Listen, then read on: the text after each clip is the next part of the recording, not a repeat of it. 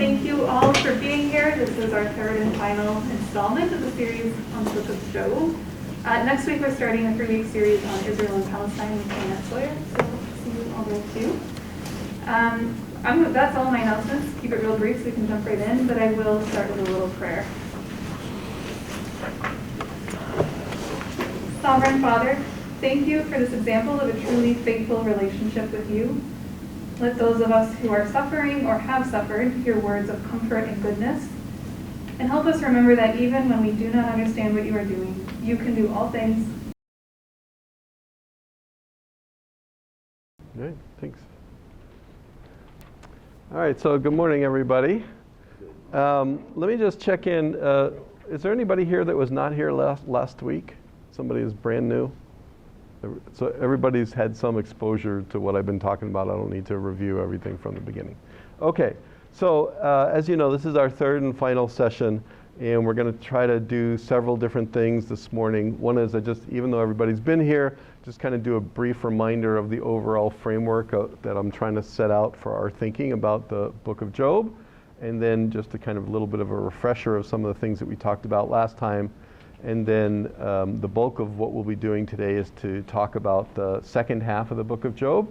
Hopefully people had a chance to look at that, and in particular talking about the conversation between God and Job in the second half, and then the little epilogue at the end. And then finally, in the last few minutes, hopefully just to kind of step back and put all the pieces together and go back to where the whole thing began, which is that this course has a thesis, which is the title of the course is The Book of Job and the Invention of Faith. And this goes back to the idea that I said if we're taking a kind of academic, literary, secular perspective to the Bible, that the Bible is literally an anthology of works written by different authors at different places and times with potentially different points of view, and that has lots of consequences if we think about this book not as a kind of single work, but as a multiplicity of works that are kind of glued next to each other. And that for the purpose of this course, one of the things that I think is quite interesting is that you can see, I think, over the kind of, you might say, the arc of the Christian Bible, which has the Old Testament, it's an anthology of anthologies. There's the Old Testament anthology at the front, and then even though it's technically part of that, I said we can think of the book of Job and a few other books almost like a Middle Testament in a way. It's not quite as old as some of the older parts of the Hebrew Bible. And then there's the New Testament anthology, which is the most modern. And that if we're looking at these books in an anthological perspective, that one of the things we can look at is not just the plot, the morals, so on, which is all important, but the kind of value system that each of the books promotes or condemns, as the case may be. And I try to suggest that, I think it's pretty clear by the time we get to the New Testament anthology, one of the key values that's being promoted in many, if not all, of the New Testamental books is something called faith. The question of what faith is remains to be seen, etc. We're not really going to deal with that here. But that it's quite common for readers of the New Testament to kind of take the values that are in the New Testamental books, like the importance of faith, and to project those backwards into readings of the older books that actually had different value systems, right? And as I tried to say that in the older books in the Hebrew Bible, Old Testament, I don't think the issue of faith arises at all. The value system in Genesis, Exodus, on and on and on throughout the Hebrew Bible, Old Testament, is obedience and disobedience. Commandments, obedience. God says jump, the proper response is how high. There's no question of doubting the existence. Abraham doesn't doubt the existence of God. Moses, so on. It's about obedience. And so people who start with the New Testamental value system of faith often import that later value system into the older books, which I think is, as a reader of books, it's a mistake. It's a falsification of those older books. But more importantly for this course, that because we've got this whole anthology, the book of Job, I think, actually shows us literally shows us a transitional moment when the old value system is about to be replaced by a new value system. And of course, in the book of Job, there's still no Jesus, so it's not a question of faith in Jesus or belief, but it's the issue of faith per se that is now being raised for the first time. And I think that's what comes up in the second half of the book of Job that we're looking at for today. So just as a kind of brief refresher, we talked last time about this idea about the relationship between what we do and what we get, and this idea that, if you do good and you get good, and you do bad and then you get bad, right, that the problem of the book of Job is that Job is presented as the goodest guy in the East. In fact, he's perfect. And he's also the richest guy in the East. And the accuser, Satan, is raising the question of whether there's a connection between these two. And will Job still continue to be good, even if he not only doesn't get good, but actually gets bad in its place. And so it's this question, what happens? Why do bad things happen to good people? And that, in some philosophical sense, this is the problem of whether or not there's justice or injustice in the universe. And that, as I tried to suggest, one way of reading the book of Job, one is as a parable. I don't think we're supposed to understand Job to be a historical person in the same way that we're supposed to understand, let's say, that Abraham was a historical person. But on the other hand, also kind of almost like a Platonic dialogue, work of philosophy, where the author, we don't know who the author of the book of Job was, but where there's a book, there must have been an author, that the author of the book of Job sets up these conversations between these characters in order to have an airing of various thoughts about the issues under consideration. And if we look at the structure, now that you've seen the whole book, that the book of Job starts with this, what we might call a prologue, which basically consists of a conversation between God and Satan that goes around 2 times, right? That's chapter 1 and chapter 2. And then Job curses the day that he was born, but then we get into the discussion we talked about last time with the 3 friends having a discussion with Job, and they go around 3 times. It's not exactly 3 times, but it's pretty. You can see whoever wrote this was really kind of OCD, right? It's a very structured book, okay? And then in today's reading, you see this fellow Elihu who comes in, and it's not even really a dialogue because there's no response. He's just talking at Job, and he has kind of 2 monologues that are kind of taped together, and Job doesn't say anything, right? Just Elihu. And then finally, we have the big conversation between God and Job, and I hope you saw that it's a very asymmetric conversation, right? God gets 99% of the real estate, does all the talking practically, and then Job has like a tiny response, and then it happens a second time. So this goes around twice. Sorry, I should have moved this. Let's put this back here. God and Job, and they go around twice. And then finally, there's this epilogue where Job gets restored to everything that he had at the beginning, right? And more, right? He's actually made a buck on the deal, okay? So. And so you can see actually that in this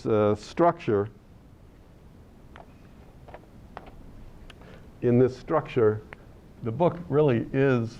It's got like an outer frame, a middle frame, and then an inner frame in some sense. And it's not really relevant for us, but it's possible that historically this reflects the evolution of the book of Job as a text. That once upon a time, in the beginning, it really was just like a little parable that just basically had the prologue and the epilogue. just kind of a short little, like Noah, something. And then somebody later on said, oh, there's more to this story, and they kind of cut it and, separated the two ends, and then put this in with Job and his friends, and put the business between God and Job in to kind of give more philosophical depth or heft to the whole thing. And then even later, it's quite possible that somebody did that again and said, no, there's still more missing, and that this part, the Elihu monologues, are really the newest part of the book. That the book wasn't written like, in linear order in sense. And part of the evidence for that, in case you're interested, is that, in the epilogue, God says what the three friends did that was mistaken, but God never mentions Elihu at the end. It's almost like God doesn't know Elihu had ever shown up in some way. So that'll take us off in a different direction. But what I'd really like to see if we can kind of focus primarily on today then is these last two sections, and even this part about the discussion between God and Job, because I think that's the matching bookend to the discussion between the three friends and Job. So did anybody actually do the reading for today? Yes? All right. So I don't know if we got people who are reading this for the first time or have read it many times, but if you were going to characterize the discussion between God and Job, how would you characterize it? What does it seem to be about? Subject matter-wise, what's the tone? If you were to, I hope this is not like too far, but if you were going to make a video of this and you had to cast an actor to do the God voice, like what is that voice supposed to sound like in a way that, and if, likewise, if you're going to cast somebody as Job, an actor to play the part of Job, and what is the voice of Job? Even though it's only got 3 words or something like that, what's this conversation like? What's it about? What? Spit it out. God is strong, powerful, lecturing. Look at everything I've done. And then Job says, oh yeah, you're right. Okay, I get it. Something like that. But I was confused. Well, okay, but so is God happy, angry, proud, egotistical? A bit egotistical. What's that? Egotistical. About what? Well, about all the things he can do. About God can do. I mean, even that, I was confused that Levi something in chapter 41, and then I figured out, was that a fire-breathing dragon that he created? that God created, Yeah, Leviathan, that God created. yeah. Yeah, Yeah. that was interesting. I found that interesting. Finally, when he described that, well, that sounds like a fire-eating dragon. Yeah. See, that God can create. Others? Well, throughout the middle portion, Job is saying, I want to get to and discuss this with God. Right. I need to discuss this with God because he'll catch on to how good I am if I can only present my case. Well, when he finally gets the chance, he's sort of mute. Job is sort of mute. Job is a gift. But why? So Job we talked last time that when Job is talking with his 3 friends, each of the 3 friends is trying to show Job that God is just, which means that God plays according to these rules, and therefore if something's gone wrong, if something bad has happened to Job, according to the 3 friends, it must be because Job did something bad. And so that the essence of their friendship, we talk about like staging an intervention, was getting Job to recognize that he had in fact done something bad, change his ways, stop doing bad and start doing good, and then of course all the good things will come to Job. But Job keeps saying, I took an inventory, and really I am perfect. I noticed something about What that?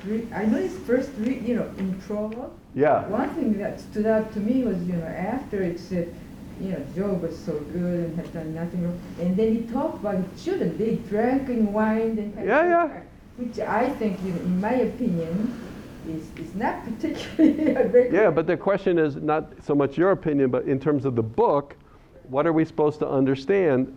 Whether the book is saying that maybe Job's children were not perfect, but that Job, the parent, was so perfect that he actually took out sin insurance for his kids. Well, he didn't teach them. Obviously, he did right, but he. No, I understand. But the question is whether, like the book tells us that Job is blameless.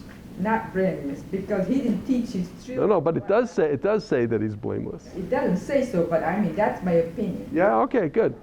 But I think, so this question though is that when let's get back to God. In this discussion between Job and the three friends, Job is, I'm innocent, I want to talk to the manager. If I can talk to the manager, maybe I can show the manager. The manager's made a mistake. The manager will change how the manager is managing the hotel. And then I won't, right? And now the manager has showed up. And what's the manager's message to the guest? If you had to give God's speech one sentence, a bumper sticker, what is the t-shirt God is wearing when he shows up to talk to Job? Where were you when I created the world? Pip squeak. A-hole. I mean, really, whether God's whole speech here is just, I don't know how you read it, and I've done this so long I probably can never change this, but I've just always read that God's voice is filled with contempt, scorn. Who the hell are you? And God was showing him all these things he's done. He's created the world, he's created humans, he's created earth and flowers, and he goes on and on, including dragons, fire breathing. Yes. And what have you done, right. Pipsqueak?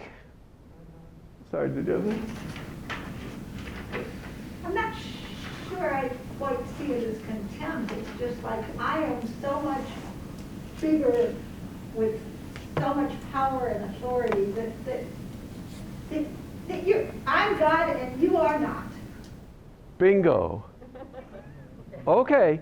And I hate, I didn't realize, I didn't know like war was going to break out when we proposed this course. But it turns out, now that you mention it, like there's a direct connect. Because truly, the discussion that they've been talking about this. That's nowhere even. Yes, because what God is talking about is power. Right? That God doesn't come in and say, of course I'm just. God does not come in and say, of course you, Job, deserved it. God does not come in and explain like the rules by which God runs the universe. What God says is,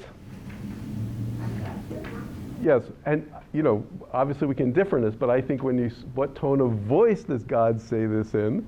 So for example, if we go to chapter 38, not that I can, prove this, but I think at chapter 38, verse 1, when God shows up, it says, then Yahweh answered Job out of the whirlwind.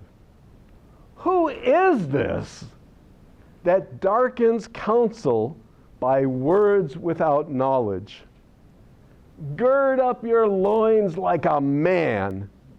I will question you, and you shall declare to me. Where were you when I laid the foundations of the earth? Tell me, if you have understanding, who determined its measurements? Surely you know, Pipsqueak. Or who stretched the line upon it? On what were its bases sunk? Or who laid its cornerstone when the morning stars sang together and all the sons of God shouted for joy? Or who shut in the sea with doors when it burst out from the womb?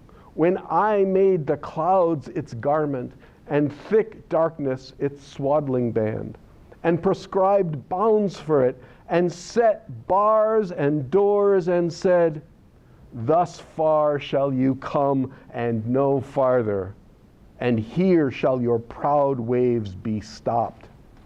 Have you commanded the morning since your days began, and caused the dawn to know its place?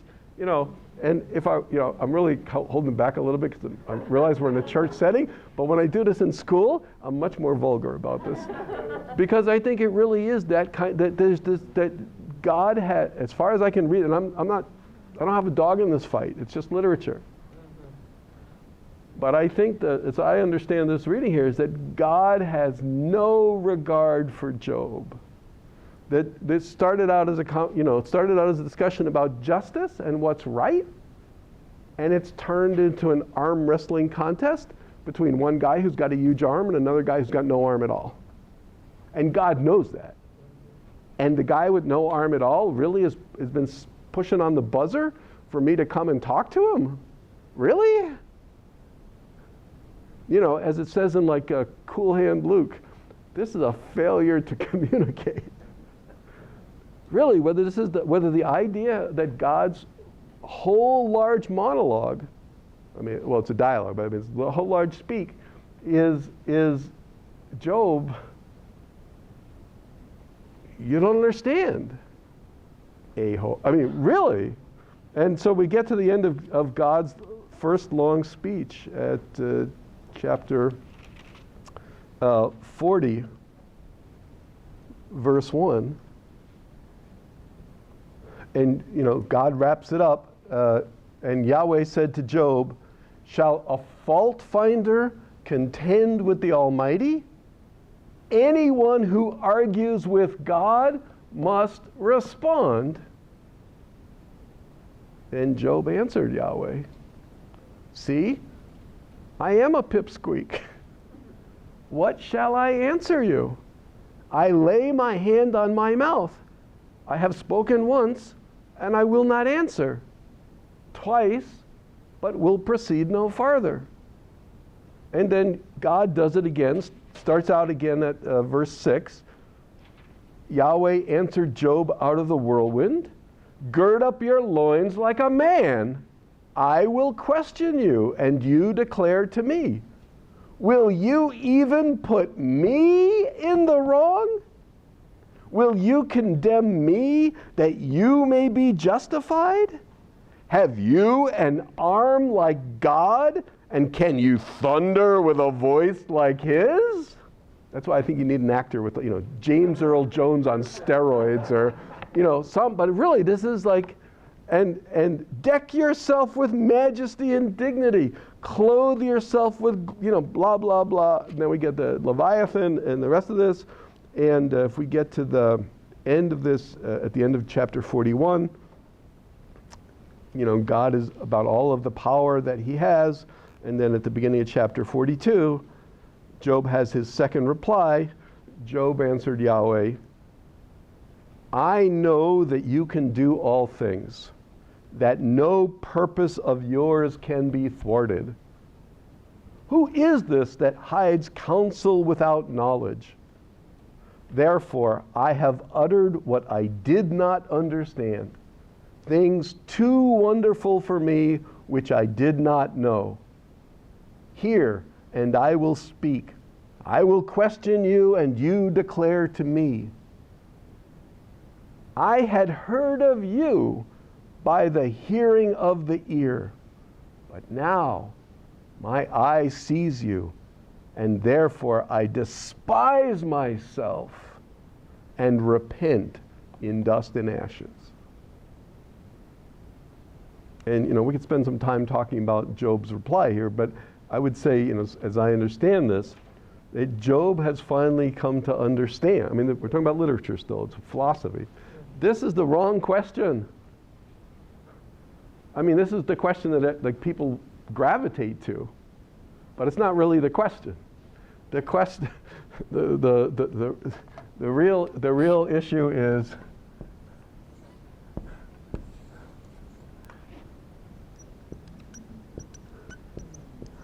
that's the real issue. You know, this is us, This is God. And that's not to scale.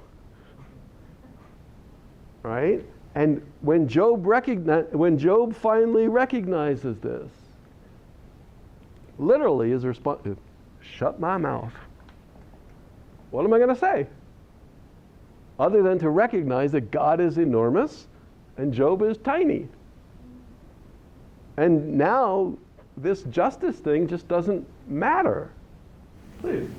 I understand the justice thing went out the window, and that Job is, I forget the word you used, but it's like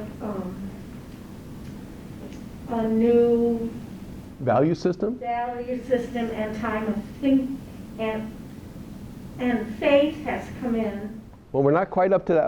I'm just about to like, That's what I was gonna ask. yeah, all of this is like, it's my tennis serve. I've just lofted the ball into the air and we're about to like slam it over the net here. No, it's good. You're right with me here. You're totally tracking. Any other comments, thoughts, questions? Sir. Don't you think like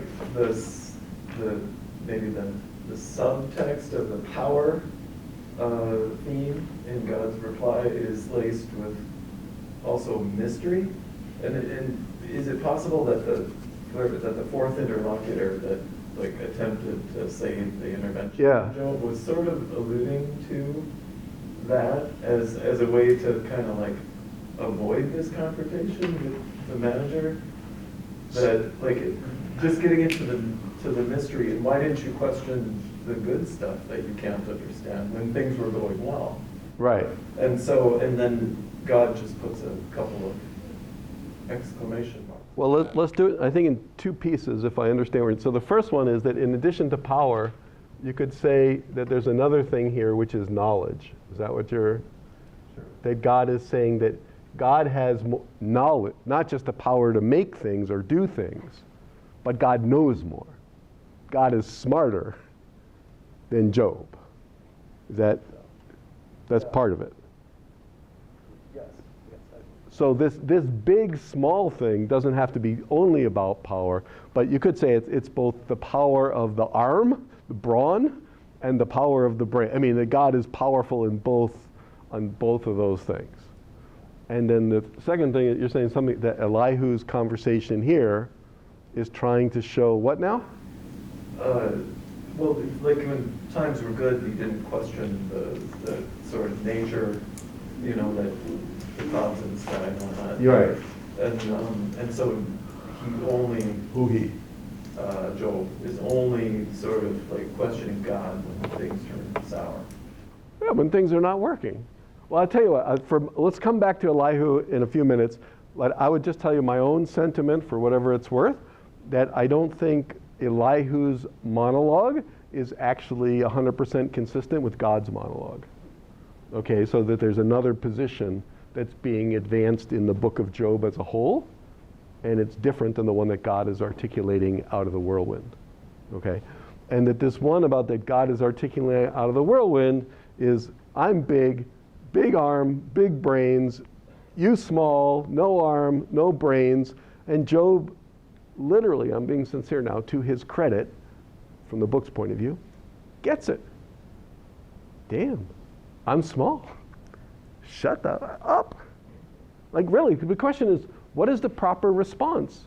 If you realize, philosophically, if you realize that you're like a little pipsqueak in the whole universe, confronted with the enormous, like what is the proper orientation of the cockroach, to the dinosaur?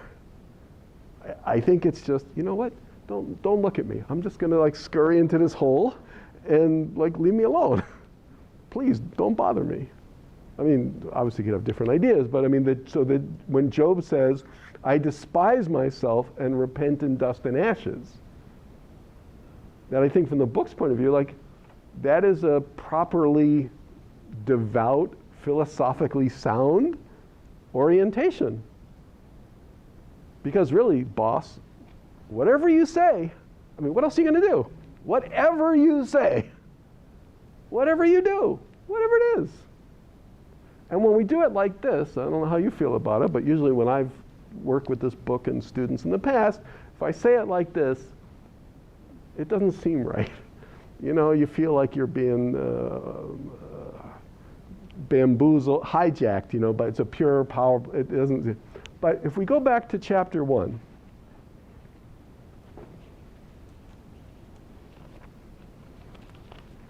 and chapter 2. So at chapter 1, verse 20, so after the first round of the wager between Yahweh and the accuser, and Job has lost all of the things that he's lost, and it says at chapter 1, verse 20, then Job arose, tore his robe, shaved his head, and fell on the ground and worshipped. He said, naked I came from my mother's womb, and naked shall I return there. Yahweh gave, and Yahweh has taken away. Blessed be the name of Yahweh. In all this, Job did not sin or charge God with wrongdoing. And in chapter 2, it goes around the second time where Job gets dinged a second time, even worse than the first time. And at chapter 2, verse 9, the end of the second round, then Job's wife said to him, do you still persist in your integrity? Curse God and die. But he said to her, you speak as any foolish woman would speak. Shall we receive the good at the hand of God and not receive the bad? In all this, Job did not sin with his lips. Now, I would suggest to you that the ending of these two episodes, where naked I came from, naked I come, naked I go back, blessed be the name of the Lord has given, the Lord has taken away, or shall we receive the good, is actually a preview of this. It's not about justice, actually. This is the pious, happy way of when it says the Lord gives and the Lord takes away. That's not this. Right? When it says the Lord, it means like the Lord is capricious. The Lord gives when he wants to give, and he takes it away when he wants to take it away. And it's got nothing to do with what you did. And the proper response is, blessed be the name of the Lord. In other words, if I were going to put it in another bumper sticker or another t-shirt, one of the morals of the story here is literally, God happens. That there's no rhyme or reason to what God does, at least as far as human beings can tell. This goes back to the question of God's larger knowledge than us. So from our point of view, human point of view, there are no rules. And if there are no rules, the rules can't be broken. And if the rules can't be broken, we have no cause of complaint against the manager. Let me just finish. We'll say, then we'll take it. Okay. When it turns out that God is this big and we are this small, we have no alternative but to accept it. I mean, really, what else are you going to do? I mean, just as a practical power matter. But second of all, if we're going to put the good spin on it, now to have faith that there's really some good master plan to the whole thing that we're just not aware of. Now, it doesn't say this explicitly, I think, but I mean, because you could think of the universe, if the universe was otherwise, I mean, we're just screwed. I mean, suppose this God who were this big was malicious or capricious or like pulling the wings off of flies or human being, whatever it is. You can't do anything about it anyway. So the proper response that Job articulates at the end of chapter 1 and chapter 2 is, the Lord gives, the Lord takes away, blessed be the name of the Lord. This is no longer about obedience and disobedience. It's a different value system. Okay? A value system that I think we recognize, if you don't want to call it faith, call it fingers crossed. Hope. but it's not the same legal covenant in that same sense that we see in the older books in the Hebrew Bible and so on, okay? And as I said, we're clearly not, there's no mention of Jesus here. We're not up to any way of applying this faith concept or the hope concept or the fingers crossed concept to anything in particular now. But it's pretty clear, I think, at the end of the book of Job, this doesn't work. This is all we got left. Okay?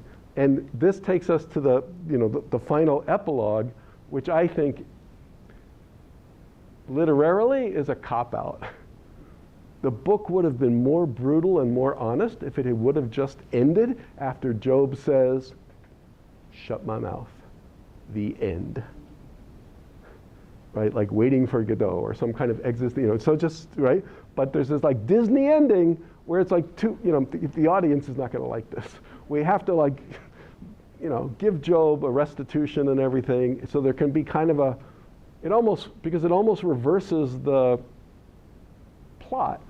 If once we put the epilogue in, we're back to the justice model, right? That Job gets good because Job did right, which undermines the whole argument of right schmite. That's not the point, right? But that is the book that we have.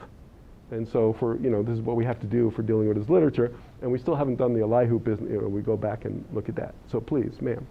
Well, I heard the word mystery, and isn't that a way to look at this too? It's not just that God is big, but God is a mystery, and I don't have the understanding to get out or be on the same level or whatever. Or comprehend or whatever it may be, sure. But I think we're getting to the part you're still, and I think most people are reasonably hesitant to kind of go across this line, but the question, what I'm really trying to get up to is the question of whether God is or isn't malicious, whether God is or isn't benign. Because if he has all the power and he has all the knowledge, we still got the question of does he have a good heart? Metaphorically, I'm not saying really, right? I mean, that's the real question. Because if God has a good heart and is benign and beneficent, well, if he has the power and he has the knowledge and I just don't know okay, I'm good as long as I've got a guardian, or you people, you have trust and trustees. If the person running the trust is really has beneficent intentions towards the trustee has beneficent intentions towards the subject, then okay.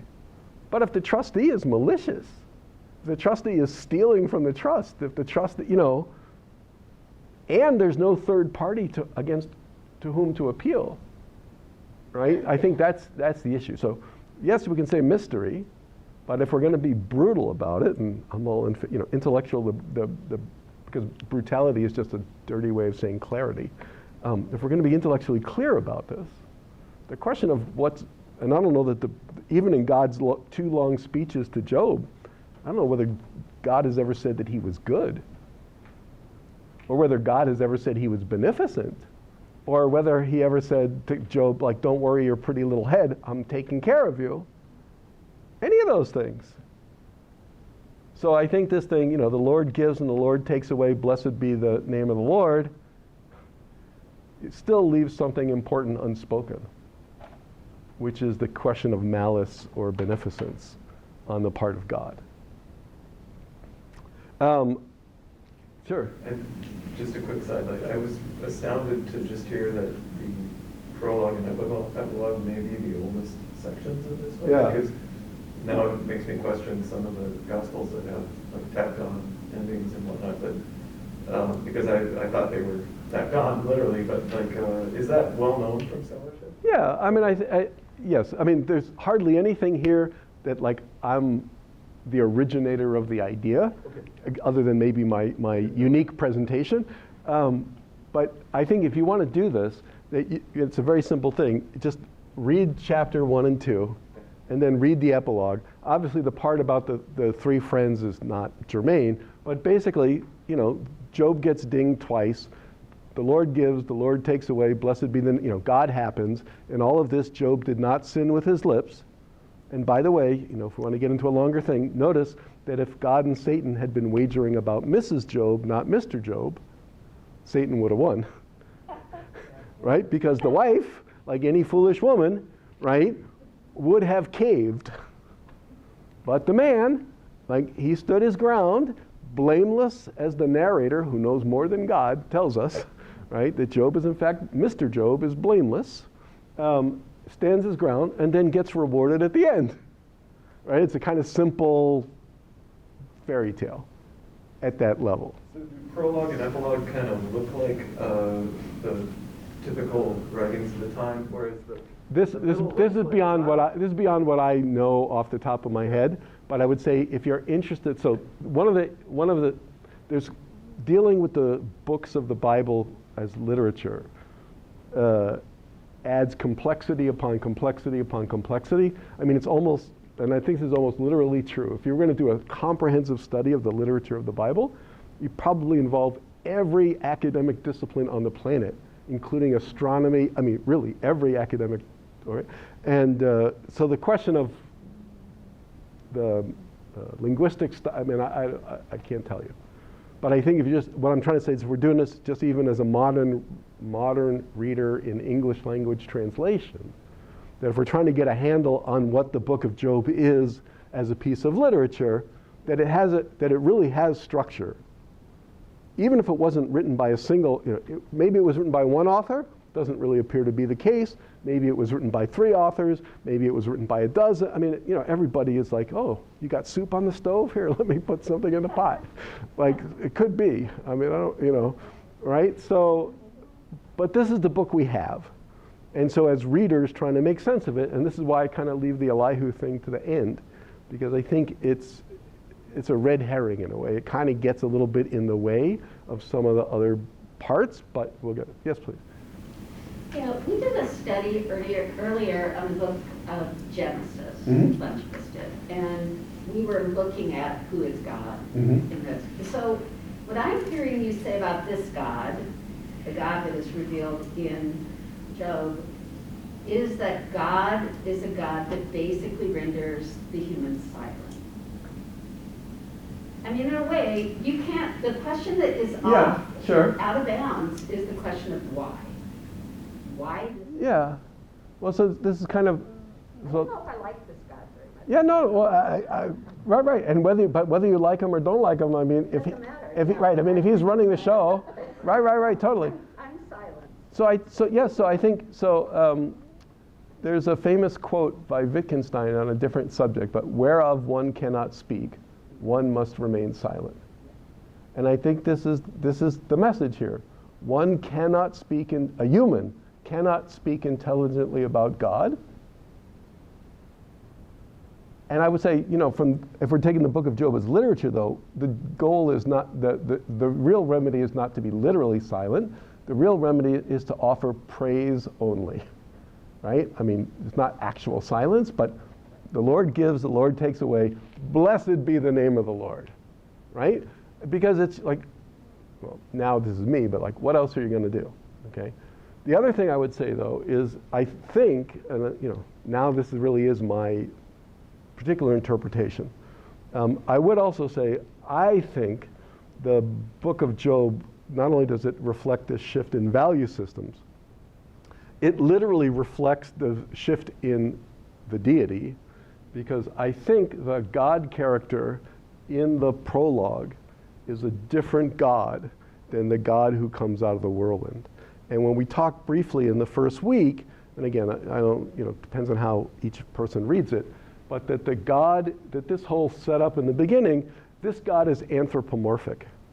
This God has a human body, he's got sons, they have a council or a family reunion, they walk up and down on all that business. This God is a disembodied voice. This is the God. Now, I'm really switching gears here now, but this is the God of Genesis chapter 2 and 3. This is the God of Genesis chapter 1. And they're really different gods, okay? But so leave Genesis out now. If we just go here, we're seeing the evolution. I don't know if majesty is the right word. This God is big but kind of finite. This God is really infinite in some way. And therefore, it's a different thing. And I think it's, so I guess you could say it's showing us God inflation, right? And the God inflation is so big that we have to deal with the inflated God in a different way than we could deal with the smaller, pre-inflated God. Okay? And that's, this just goes on, it opens the door to all kinds of philosophical, theological, historical, but what's so interesting for me anyway is that in the Bible, and the Bible anthology, whoever made this anthology had a choice. Should we put the book of Job in or should we leave it out? Because there are a lot of books that didn't make it into the anthology. In one way, including the book of Job is pretty subversive and pretty radical to many of the other books that are included in the anthology. So, because I happen to like subversive, like credit to the editor for doing that. But you could imagine, if it wasn't included but it is included. And I think, as I've tried to say, and this goes back to the thesis for this particular class, the 3 sessions, that this is the moment when God gets this big, when there can be no contract, when there's nothing that humans can say or do other than, cross our fingers, have faith that God is benign, whatever it may be, that this is the invention of a thing that we know as faith and, hope, whatever you want, that faithy, hopey thing, that changey thing. And that now, once that happens, we start seeing the development of this faith value system that in the Christian anthology ultimately emerges in the development of Jesus as a character and the question of what Jesus' relationship to the Godhead is, and, et cetera, et cetera. Please. It also reminds me of this, and I hope you don't think I'm going on a real long walk here, but, when we're little, you do good, you get good, and it's just a terrible shock when you've been doing good and something not pleasant happens. And in a way, it's like understanding human development. And what is concerning to me is... Concerning, you say? Concerning is that some people use this book to validate suffering. And they say a lot of strange things like, God never gives you more than you can handle. And it opens kind of a can of worms, I think, for how to see the world, what life is like. You mean the book of Job in particular? Yeah. All of that. No, well, I mean, if I'm understanding what you're saying, so again, I'm just doing this from a literature point of view. I'm not doing this, we'll have to change speakers if you want to get like a different. But I would say that if we're doing this as literature, then reading the book of Job is like reading any other piece of literature, Homer, Plato, Shakespeare, Jane Austen, doesn't matter. And that there's better and worse readings of each of these books. So what I would say, what I heard you say, I would put words in your mouth, which is there are many people who give bad interpretations of the book of Job. Well, duh. There's many people who give bad interpretations of Hamlet. Yeah. I mean, that's just like par for the course. All right? No, I mean, don't be sorry, but what I'm saying is that, the world is filled with bad interpretations, and, really this is going to put me on very thin ice, but when we're dealing with books from the Bible, many of them are done in institutions like this one. Yeah. And you could go to Temple, I mean, it's not because it's Presbyterian or Christian, it's that when you have institutionalized religion that claims to be founded on the text, then the people who run the institution have a burning need and desire to show that they didn't make it up, whatever the beliefs of that institution are, that that it's a good interpretation of the book, right? But just as an empirical thing, the fact that you can have all kinds of competing religions that kill each other, all claiming to be based on the true interpretation of the same anthology, just shows you empirically. I mean, somebody's got to be wrong. Maybe they all are. But so the question of bad interpretations is a different problem than the question of what's a good interpretation, right? And I guess we got 5 minutes. The last thing, just say, if we go to Elihu real quick, which I think is just, maybe even the most sick part of the whole thing.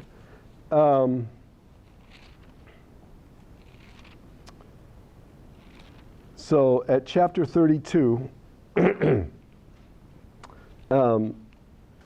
after the three friends have been talking to Job, and each one's telling him Job must have done something wrong, and they're coming up with different ways of thinking about the justice, God's justice, and Job keeps maintaining his own innocence and God's injustice. So these three men ceased to answer Job because he was righteous in his own eyes. Then Elihu, son of Barachel the Buzite of the family of Ram, became angry. He was angry at Job because he justified himself rather than God. He was angry also at Job's three friends because they had found no answer, though they had declared Job to be in the wrong. Right? So Elihu was pissed off at everybody. And Elihu says, and I'm not going to read it all because we don't have enough time for this, but that Elihu as a character is a young man. Okay? And these old farts have been sitting around talking about all this stuff, and the young guy is like, okay, let the old, wisdom brings it. Let the smarty old guys talk. And he listens to all these old guys, and they just make a hash of it. And so Elihu says that he's going to give his opinion, and at 32:8-17, Elihu says, I will also give my answer. I will also declare my opinion. I am full of words. My heart is indeed like wine that has no vent. Like new wineskins, it is ready to burst. I must speak so that I may find relief. Open my lips and answer. Will not show partiality. Do not how to use flattery. And in 33:4, Elihu says, the Spirit of God has made me, and the breath of the Almighty gives me life. Answer me if you can. Okay, and then Elihu goes on and on and on. At 33:12, Elihu says, I will answer you. God is greater than any mortal. Okay? And if we just jump out to another thing, this is literally Allahu Akbar. God is great. God is greater than anything. Whatever it is, I don't care, the universe, whatever it is, God is greater. That is what the Arabic slogan means. This is what Islam, everything. Okay? Anyway, why do you contend against him, saying he will answer none of my words? Here's the punchline from Elihu's point. For God speaks in one way and in two, though people do not perceive it. So really, Job has been complaining that God is not speaking to Job. Like, I'm pushing on the doorbell, God is not coming, where is he? Elihu says, God has actually been talking to you all along, dumbass. You just haven't been listening. God speaks to people in two ways. Two ways. One, in a dream. The dream in particular is God sends human beings nightmares, scares the crap out of them. The purpose of scaring the crap out of them is to get them to pull back from their wrong way. It's prophylactic punishment. We get a little nightmare today instead of burning hell forever. Okay? And the other one that Job says, that Elihu says in verse 19, is that God speaks to humans by sending humans pain. For exactly the same reason. It's prophylactic. If God dings you with a little bit of pain today, so that you pull back from the pit, you won't have to get more pain tomorrow. And, you know, I come from a whole other, like, Woody Allen style tradition. Is that God is hurting us because he loves us. Right? Job just doesn't recognize that he happens to be getting the most love of any human being. But according to Elihu, if we pay attention, it's not even God gives, God takes away, blessed be the name of God. Right? This is really a different notion. And we had this, you know, we talked about the different ways we could philosophically square the circle of why do bad things happen to good people, and also why do good things happen to bad people. There's another, and we talked about the invention of original sin, this idea that, well, if we just eliminate the category of good people, then we don't have this problem anymore, or the problem, the Job problem. Another way to square the circle is to add a second stage of get. All right? Sorry. In other words, the afterlife. Because I don't think there's really particularly any so that it could be that good people are getting bad things in this world, but if we handle it properly, we're going to get good things in the next world. It'll all come out right in the final reel. And conversely, people who are bad, who are getting good in this world, will get their just desserts in the next world.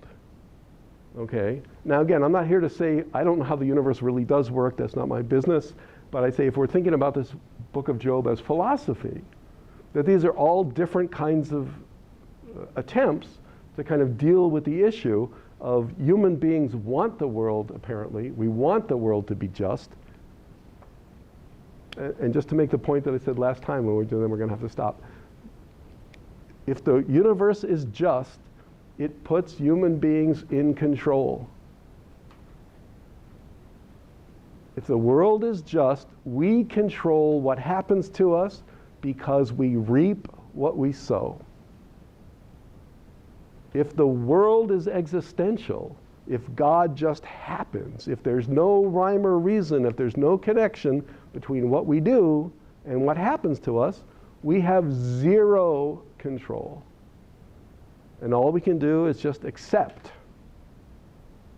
And I think philosophically and emotionally and temperamentally, you know, that's two different universes to live in. And that the book of Job is really kind of exploring all that. So we're over time. I'm sorry, we're going to have to stop here, but hopefully it's given people some food for thought. If you want to, obviously you can keep reading about either the book of Job or things related to this. But you know, this is one way of doing it, and hopefully we've gotten, you know, to the punchline about the invention of faith, because, or you know, Job and the invention of crossed fingers. All right, so thank you very much. Okay.